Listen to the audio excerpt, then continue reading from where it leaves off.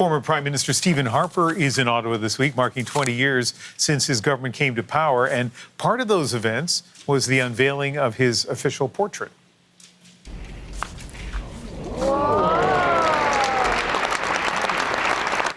Former and current members of Parliament, premiers and other dignitaries gathered for the unveiling. And in a not-so-subtle nod to Canada-U.S. relations, as well as Canadian partisanship, Harper made a call for solidarity. Well, JP Tasker is watching the event, joins us now from Ottawa. And JP, let's start with how the former Prime Minister finished his speech, perhaps the strongest comments about national unity. Yeah, former Prime Minister Stephen Harper is calling for unity in the face of two potentially existential threats to our sovereignty. Of course, the Imperial President to our south, but also separatist agitators in Alberta and Quebec. He's asking the two major parties in this country, the Liberals and the Conservatives, to put their differences aside and deal with these issues that could potentially break the country apart or lose our sovereignty altogether. Let's listen to the strong remarks he made earlier today at his unveiling of his portrait on Parliament Hill. Have a listen.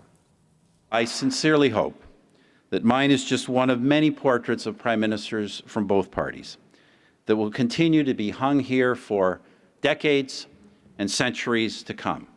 But that will require that in these perilous times, both parties, whatever their other differences, come together against external forces that threaten our independence and against domestic policies that threaten our unity. We all want Canada to be the true north, a true north, as strong and as free as it can be, in every way that counts, the best country in the world. Only then can we say that we have been true to this great country. He also said that the two parties in the country really should be prepared to make any sacrifice necessary to preserve the independence and unity of this blessed land. So really, Ian, kind of leaning into the moment, acknowledging that there are dual threats to the country's very existence, a very patriotic speech at times too, you know, kind of speaking of Canadian greatness and saying how it's a country that is worth preserving. I was in the room as he was delivering those remarks, and I could see that both Prime Minister Mark Carney and Conservative leader Pierre Poilievre were sort of hanging on his every word. You could not hear anything else other than Harper's remarks, and everyone was kind of fixated on him as he was delivering something that was quite profound. And I think the Prime Minister, the former Prime Minister, was aware that what he was about to say would make some waves.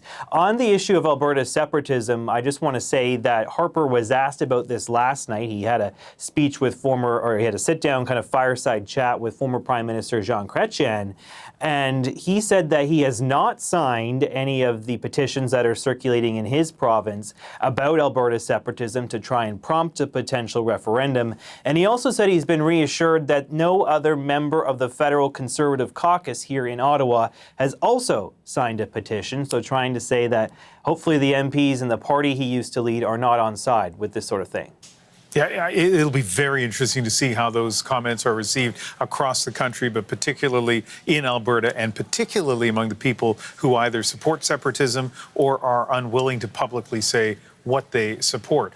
Speaking of the current Prime Minister, Mark Carney, he spoke about Harper's legacy at the event. Tell us about that.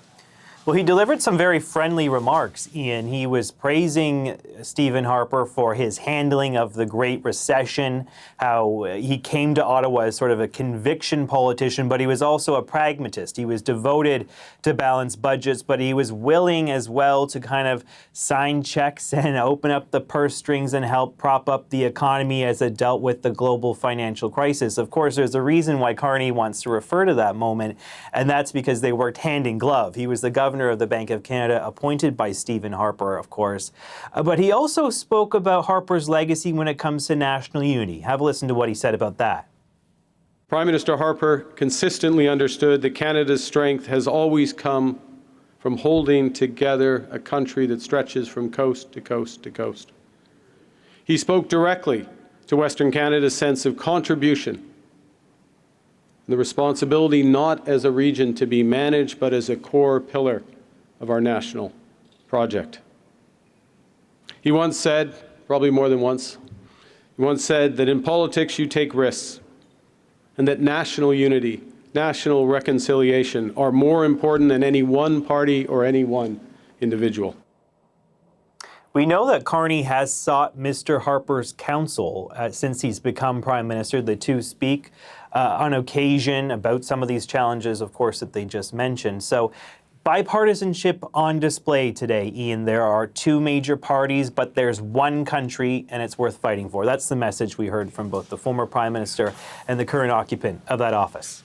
Yeah, and this is a brand of politics a lot of us recognize for decades, right? That you can be fiercely competitive, you can have partisan differences, but you can also be civil and respectful. And we certainly saw that from both the former Prime Minister and the current Prime Minister. JP Tasker, thank you very much.